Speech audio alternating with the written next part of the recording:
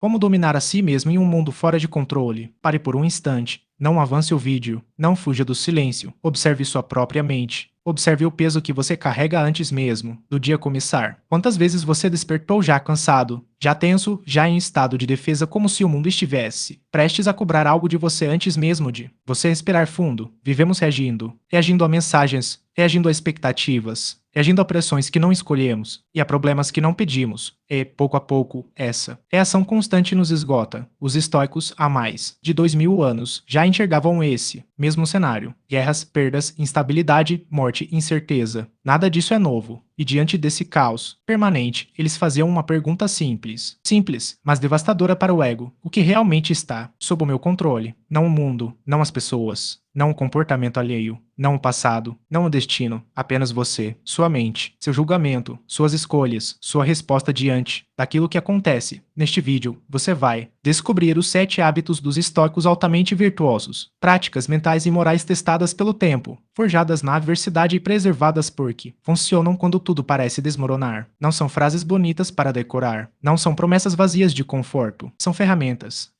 para atravessar o caos sem perder a clareza, para suportar a pressão, sem perder a dignidade, para viver com firmeza, sem endurecer o coração. Se você busca resiliência verdadeira, paz interior que não depende das circunstâncias, e um propósito que não se dissolve diante da dificuldade, permaneça até o final, porque o último hábito não muda apenas a maneira como você pensa, ele muda a maneira como você existe no mundo. E depois disso, você não reage mais à vida, você a governa. Hábito 1: distinguir o que está sob seu controle. Epicteto, que nasceu escravo e se tornou um dos maiores mestres do estoicismo, deixou um ensinamento simples e ao mesmo tempo revolucionário: algumas coisas dependem de nós, outras não. Essa frase não é um detalhe da filosofia estoica, ela é o seu alicerce. A maioria das pessoas sofre não pelo que acontece, mas por lutar desesperadamente contra aquilo que jamais se vê em suas mãos. Tentam controlar o comportamento dos outros, tentam controlar o passado, tentam controlar o acaso, o tempo, o destino. E, ao fazer isso, desperdiçam a única coisa realmente preciosa: sua energia interior. O estoico age de forma diferente. Ele não discute com o vento, não amaldiçoa a tempestade, não exige que o mar se acalme para seguir viagem. Ele ajusta as velas. Ele entende que o mundo externo é instável por natureza. As opiniões mudam.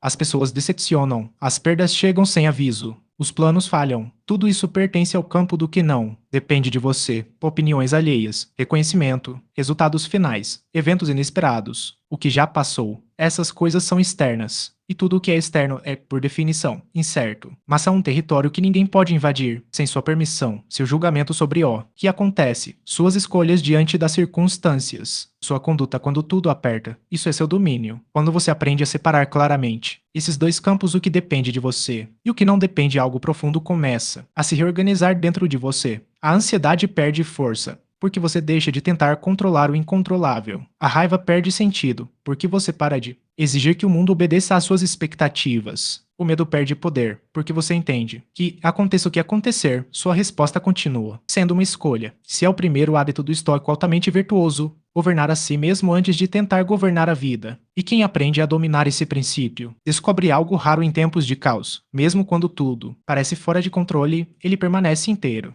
Hábito 2: governar as emoções, não suprimi-las. Há um grande equívoco sobre o estoicismo. Muitos acreditam que o estoico é frio, insensível, distante da própria humanidade. Nada poderia estar mais longe da verdade. Estoicismo não é frieza, é lucidez. O estoico não nega o que sente. Ele não tenta amputar emoções. Ele não foge da dor, do medo ou da tristeza. Ele sente, mas não se ajoelha diante do sentimento. Existe uma diferença profunda entre sentir e ser dominado. A maioria das pessoas vive em estado de reação automática. Algo acontece e imediatamente a emoção assume o comando. A raiva fala, o medo decide, o desejo conduz. O estoico interrompe esse processo. Ele observa a emoção antes de obedecê-la. Quando a raiva surge, ele não pergunta: como posso descarregá-la? Ele pergunta: o que está acontecendo dentro de mim agora? Raiva, inveja, medo, desejo descontrolado não são sinais de força, são impulsos primários de uma mente não treinada. Eles surgem rápido, prometem alívio imediato, mas cobram um preço alto: arrependimento, conflito, perda de dignidade. Por isso, o hábito estoico não é reagir, examinar. Diante de qualquer emoção intensa, o estoico se questiona: essa emoção me serve ou me escraviza? Se ela contribui para a virtude, para a ação correta, para a preservação do caráter. Ela pode ser usada, se ela conduz ao excesso, injustiça ou à perda de controle, ela deve ser contida, não pela repressão violenta, mas pela compreensão, porque aquilo que você compreende, você governa. Aquilo que você ignora, te governa. Governar as emoções não significa eliminá-las, mas colocá-las em seu devido lugar. A emoção passa a ser uma mensageira, não um tirano. E quem aprende a governar a si mesmo nesse nível descobre uma liberdade rara. Ele não precisa que o mundo seja calmo para estar em paz. Ele não precisa que tudo dê certo para agir corretamente. Quem governa a si mesmo não é dominado pelo mundo. Esse é o segundo hábito do estoico altamente virtuoso. Agir com razão mesmo quando a emoção clama por controle. E essa habilidade, quando cultivada diariamente, transforma a causa em clareza e impulso em força consciente. Hábito 3. Praticar a disciplina diária. Existe uma ilusão perigosa que domina o nosso tempo, a crença de que a virtude nasce da motivação. Os estoicos sabiam que isso é falso. Virtude não nasce de motivação, nasce de repetição. A motivação é volátil, ela surge, inflama, desaparece. Depende do humor, das circunstâncias, do conforto. A disciplina, não. Para os estoicos, o caráter não é um dom concedido a poucos. Uma construção lenta, consciente e diária. Assim como um músculo, ele se fortalece pelo uso constante e enfraquece quando é negligenciado. Ninguém se torna virtuoso em um único gesto grandioso. A virtude é forjada em pequenas escolhas, quase invisíveis, repetidas todos os dias. Levantar quando o corpo pede rendição. Agir corretamente quando seria mais fácil ceder ao atalho. É manter a palavra dada, mesmo quando não há testemunhas. Especialmente quando não há testemunhas. Os estoicos entendiam algo que muitos evitam aceitar. O caráter se revela no silêncio, não nas promessas públicas, não nos discursos inspiradores, mas nos hábitos que ninguém aplaude. A disciplina estoica não é uma punição imposta à vida. Ela não é rigidez cega. Ela não é negação do prazer por orgulho. Disciplina é ordem interior. Escolher o que fortalece, mesmo quando o conforto chama. É agir conforme a razão, mesmo quando a emoção tenta negociar. Fazer o que deve ser feito porque deve ser feito, não porque é fácil. Por isso, a disciplina não aprisiona, ela liberta. Quem depende da motivação vive refém do acaso. Quem pratica a disciplina diária constrói uma liberdade que não pode ser tirada. Disciplina não é castigo, é liberdade construída.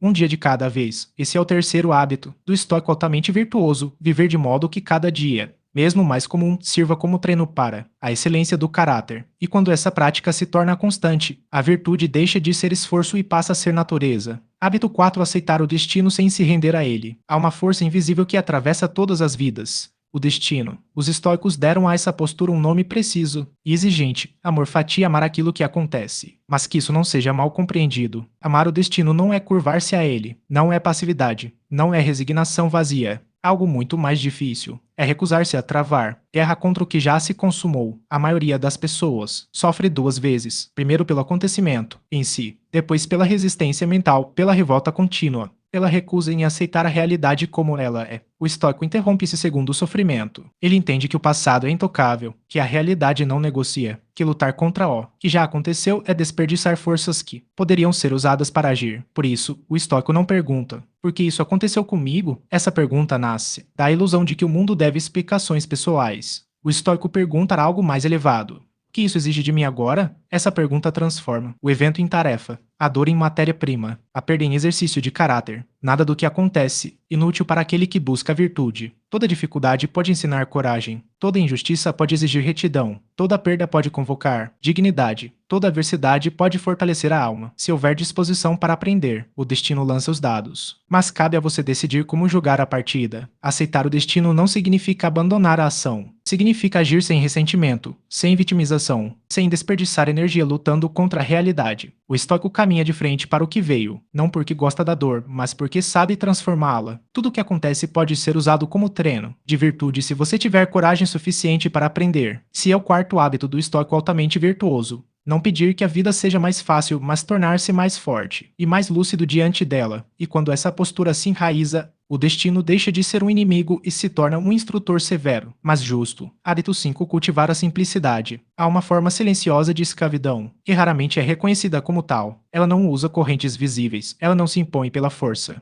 Ela se instala pelo hábito. É a dependência do excesso. Os estoicos compreendiam algo essencial. Quanto mais você precisa, mais vulnerável você se torna. Cada necessidade supérflua é uma porta aberta, pela qual o mundo pode ferir você. Quem depende de aplauso sofre quando é ignorado. Quem depende de conforto enfraquece diante da dificuldade. Quem depende de posses vive com medo da perda. Por isso, os estoicos não exaltavam o acúmulo. Eles exaltavam a suficiência. Sabiam que o excesso enfraquece o caráter e que o conforto constante, quando não é questionado, corrompe a alma. A mente que nunca enfrenta a falta perde a capacidade de resistir. O corpo que nunca suporta o desconforto se torna frágil. O espírito que se acostuma ao fácil se torna exigente e facilmente frustrado. Mas que isso seja entendido corretamente. Simplicidade não é pobreza, não é rejeição cega dos bens, não é desprezo pela vida material. Simplicidade é independência interior. É poder usar as coisas sem precisar delas para existir. Desfrutar sem se apegar. É possuir sem ser possuído. O estoico treina sua alma para ser suficiente a si mesma. Ele se pergunta constantemente o que é realmente necessário,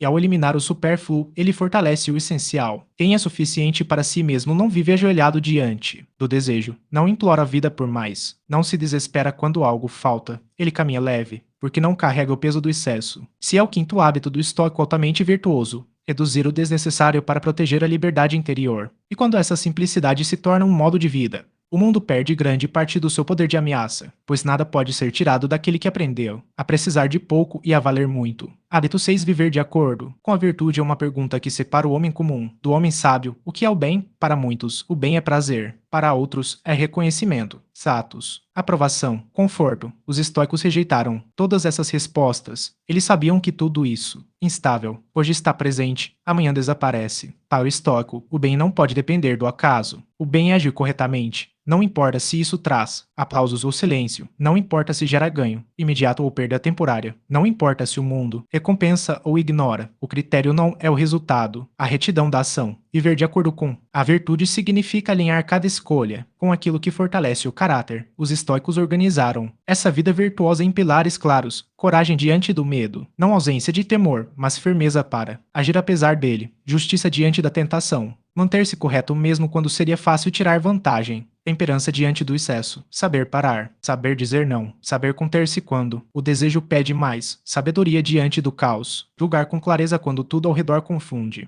discernir o essencial do ruído. Essas virtudes não são ideias abstratas, são decisões diárias, muitas vezes solitárias, frequentemente custosas. Virtude não é o caminho mais fácil, não é o mais confortável, não é o mais rápido. Virtude é fazer o que deve ser feito, mesmo quando custa, custar tempo, custar prazer, custar reconhecimento, às vezes custar relações. Mas o estoico sabe, tudo pode ser perdido, menos o caráter. E aquele que vive de acordo com a virtude carrega consigo um bem que não pode ser tomado. Esse é o sexto hábito do estoico altamente virtuoso: não negociar o caráter, não importar o preço, porque, no fim, não é o que você obteve que define sua vida, quem você foi enquanto agia, e quem escolhe a virtude como guia pode caminhar em qualquer terreno, sem perder a dignidade. Hábito 7. Lembrar diariamente da impermanência é uma verdade que todos conhecem, mas que poucos encaram de frente. Memento mori. Lembre-se de que você vai morrer, não como uma ameaça, não como um castigo, mas como um chamado à lucidez. Os estoicos não contemplavam a morte por morbidez. Eles a traziam à consciência, para libertar a vida do desperdício. Sêneca advertia que não. A vida que é curta, mas nós que a tornamos curta, ao gastá-la com o que não importa. Ao lembrar da morte, o estoico desperta. Ele entende que o tempo não retorna, que cada dia consumido em futilidade, uma parte da alma que se perde sem recuperação. Por isso, os estoicos se lembravam da morte, para viver melhor, para não adiar o essencial, esperando um depois que talvez nunca chegue, para não se perder no trivial como se o trivial fosse eterno, para não desperdiçar a alma em disputas pequenas, vaidades vazias e desejos que não sustentam. O espírito, a consciência da impermanência, age como um filtro severo. Aquilo que não merece, sua vida perde importância. Aquilo que exige caráter, ganha prioridade. Quando você aceita a finitude, algo muda na forma como você age. Cada palavra ganha peso, cada escolha ganha dignidade. Cada gesto passa a carregar responsabilidade. Você deixa de viver no automático, deixa de adiar o que deve ser feito, deixa de tratar o tempo como algo garantido. A morte, para o estoico, não rouba sentido da vida, ela o concede, porque somente aquilo que é limitado pode ser verdadeiramente precioso. Esse é o sétimo hábito do estoico altamente virtuoso: viver cada dia com a consciência de que ele pode ser o último e, justamente por isso, agir como se fosse digno de ser lembrado. Quando a impermanência se torna companheira diária, a vida deixa de ser superficial e passa a ser deliberada. E quem vive assim não teme o fim, porque já viveu com propósito, enquanto teve tempo. Final, a recompensa estoica. Se você aplicar esses 7 hábitos não como teoria, não como discurso inspirador, mas como prática diária, algo profundo e silencioso acontece dentro de você. Você não se torna invencível. Os estoicos jamais prometeram isso. Você ainda sentirá dor, ainda enfrentará perdas, ainda será testado pelo acaso, pelo tempo e pelo destino. Mas você se torna inabalável. Há uma diferença essencial entre essas duas coisas. O invencível depende da força externa. O inabalável nasce da ordem interior. O mundo pode continuar caótico. As injustiças podem persistir. As dificuldades não desaparecem por respeito à sua filosofia. A vida continua sendo vida. Mas agora, há algo que não se quebra com facilidade. A ordem dentro de você. Sua mente deixa de ser um campo de batalha. Suas emoções deixam de governar suas ações. Seus desejos deixam de ditar seu valor.